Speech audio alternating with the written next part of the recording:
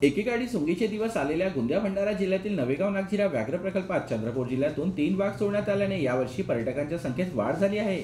भंडारा गोंदिया जिल्ह्याचे वनवैभव समजल्या जाणाऱ्या नवेगाव नागझिरा व्याघ्र प्रकल्पात 20 मे 2023 ला वनमंत्री सुधीर मुनगंटीवार यांच्या हस्ते 2 वाघ सोडण्यात आले होते। त्यापैकी एक वाघीण ही मध्य प्रदेशात निघून गेल्याने पुन्हा 11 एप्रिल 2024 ला नवेगाव नागझिरा व्याघ्र प्रकल्पात एक वाघीण सोडण्यात आली, तर दुसरीकडे नवेगाव नागझिरा व्याघ्र प्रकल्पात T3 वाघिणीला बछडे झाल्याने वाघांची संख्या देखील वाढली। त्यामुळे नवेगाव नागझिरा व्याघ्र प्रकल्पात जंगल सफारीकरिता आलेल्या लोकांना वाघांचे दर्शन सहज होत असल्याने यावर्षी पर्यटकांची संख्या वाढली आहे।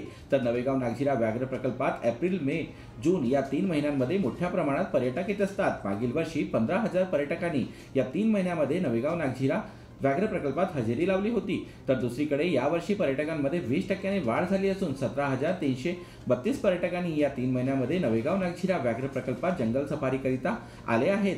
तर मागच्या वर्षीच्या तुलनेत यावर्षी व्याघ्र प्रकल्पाच्या महसुलामध्ये देखील मोठ्या प्रमाणात वाढ झाली आहे।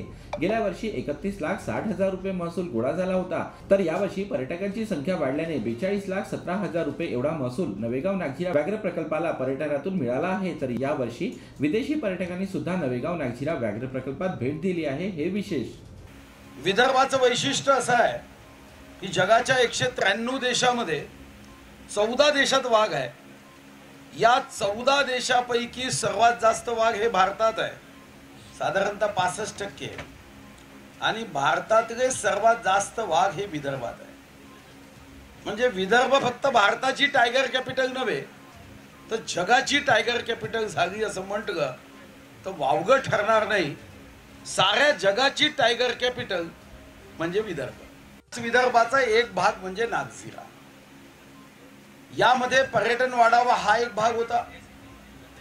आज आपण 2 वाघिणीला या जंगलामध्ये स्थानांतरण करत दुसरा भाग रिसर्चचा आहे की महाराष्ट्रामध्ये हा प्रयोग महिब गुप्ता, डॉक्टर बिगाल यांच्या नेतृत्वात सर्व आमचे वनकर्मचारी, वनरक्षक, वन्यजीव प्रेमी याचा अभ्यास करणार आहे, ज्यासाठी आम्ही रेडिओ कॉलर लावले आहे।